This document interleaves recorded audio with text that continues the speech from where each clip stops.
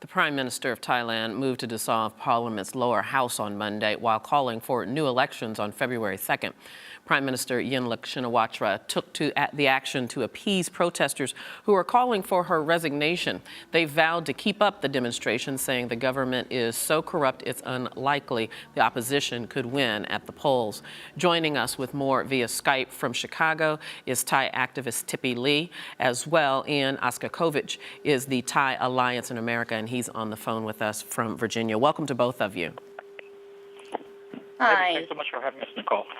I want to start with you, TIPPI. I wonder if you see this new announcement that the Prime Minister made to dissolve the Parliament as a victory. Yes, it's a first step of the victory. First step. So then what is the next step? What work is still to be done? Well, we need the Prime Minister to give back the power to the Thai people by not acting as the government for the new election.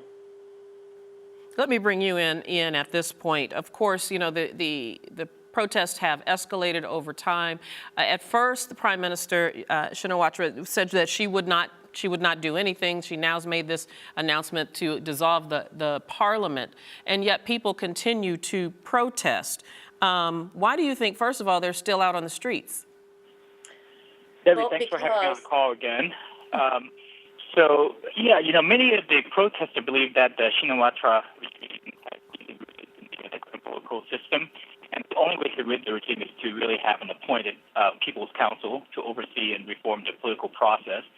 Now, if this were to be successfully carried out, it's unclear, though, how long as to the appointed People's Council will serve and when the next general election will take place.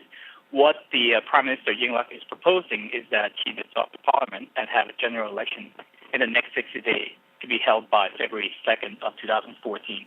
But I think people are still very skeptical and very reluctant about believing that the general election will be fair, and you know, so they would like to have an appointed committee to oversee that instead. And will that be enough, do you think, Ian?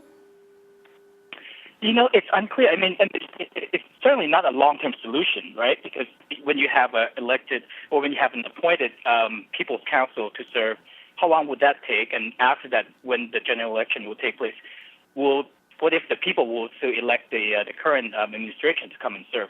So clearly, I don't think it's a long-term solution. I believe that in order for the democracy to be carried out effectively, we need to have both sides to really come to a clear understanding. And if we believe in the system, if we do believe in the democratic process, then we should have the election to be carried out by for everyone in the country to be selected. I think Mr. Suthep mentioned that he would like to have the power returned to the people. So it's what people. I guess it needs to be well defined. Whether it's the people of the country or people of the protest. So. Ian, let me ask you to connect the dots a little bit for me and to just describe what the U.S. impact is in this turmoil. Well, clearly, Thailand is the second largest economy in Southeast Asia, or ASEAN. It's certainly a growing interest of the U.S. In terms of economics and geopolitical in that region. Thailand has always been an ally of the United States, and certainly an interruption in the political system will have an interruption in the economic process as well. Thailand has been fortunate to have a steady economic climate for the past couple of years, but I think this hiccup will certainly have some sort of impact on the trade between the U.S. and Thailand.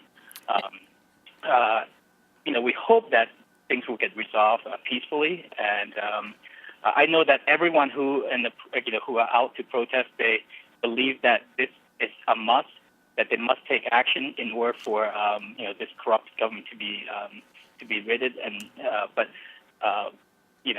if Yingluck is out, we're not sure what's the if somebody else will come in to take her place, and there's still protesting. I don't think that the crisis will go away anytime soon. So.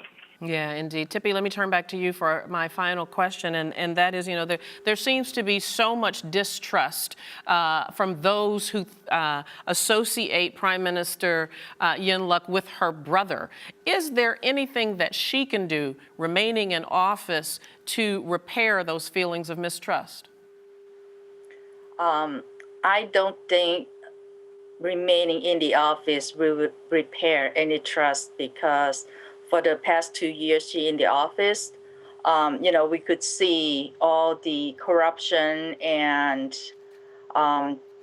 she just helped only her brother. She do everything just to help her brother and all her family, and just her friends in the political party. Tippi Lee and ASVAKOVITH, thank you both for being on Arise America.